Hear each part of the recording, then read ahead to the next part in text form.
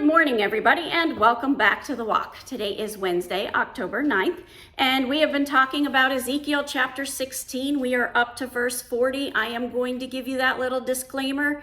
This analogy that is falling in this part of Ezekiel is about prostitution, being unfaithful. It's got some words in it that you may not want to explain to a child, so you may not want to have children in the room. So Ezekiel 16 what we've already seen is that God has told Jerusalem that they are going to be a nation that is completely exposed in their nakedness. And back in that culture, we learned from the Cultural Study Bible, when a husband divorced his wife, he would put her out of the house 100% naked. Not only did that reveal that she was unfaithful and that she was not a good wife, and expose her for her shortcomings, it also meant that she had nothing to take care of her. She didn't even have any clothing. So that brings us to 1640. They shall bring up a crowd against you, and they shall stone you and cut you to pieces with their swords. And they shall burn your houses and execute judgments upon you in the sight of many women. I will make you stop playing the whore, and you shall also give payment no more. So will I satisfy my wrath on you, and my jealousy shall depart from you.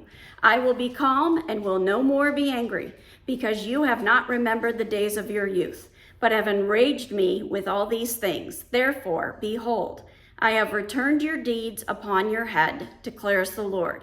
Have you not committed lewdness in addition to all your abominations? So there's an interesting note in the Fire Study Bible for this. It says, what it meant when it said the days of your youth. Remember, we talked about the fact that when Israel was a very young nation, God cared for her. And he compared it to being thrown into a dump and left to die as a newborn, and God came along and took care of her. Well, it says, during the years when she was rising to greatness, Jerusalem had depended on God and his blessings. But she had forgotten those days and was now seeking other gods for satisfaction and security. Some people in the church today make this tragic mistake.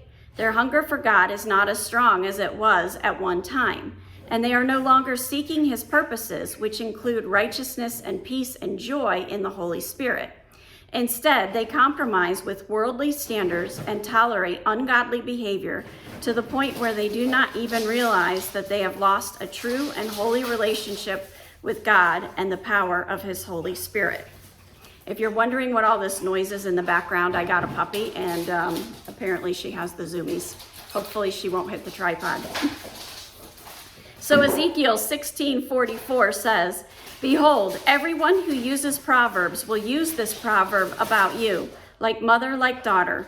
You are the daughter of your mother, who loathes her husband and her children, and you are the sister of her sisters, who loathe their husbands and their children. Your mother was a Hittite, and your father an Amorite. Okay, so in the Cultural Study Bible, it said Ezekiel's reference to not only to these Canaanite peoples, but also to the intermarriage that also has taken place over centuries between them and the Israelites. Verse 46. And your elder sister is Samaria, who lived with her daughters to the north of you, and your younger sister, who lived to the south of you, is Sodom with her daughters. So the warning here, this is the Cultural Study Bible, is quite clear. Both Samaria and the capital of the northern kingdom of Israel and Sodom were destroyed by God for being corrupt. You can find that in Genesis 19, verses 12 to 25, and 2 Kings 17, verses 5 to 18.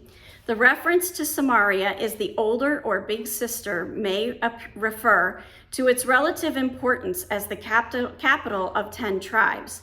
It was constructed by Omri in the 9th century BC, and thus was much younger than even David's Jerusalem. God may have chosen Sodom simply because of the tradition of its destruction.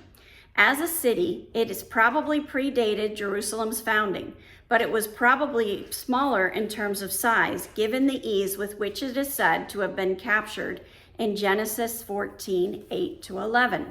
So basically, God is reminding them right here, I've already destroyed Samaria, I've already destroyed Sodom, and I'm going to destroy you. Why am I going to do it? Because of your unfaithfulness. It's important that we keep our priorities straight.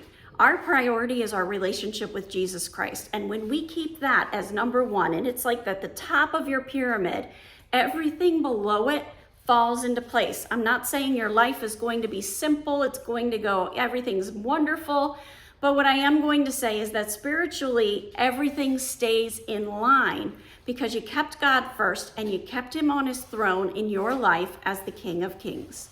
Have a wonderful day. God bless, and keep walking the walk.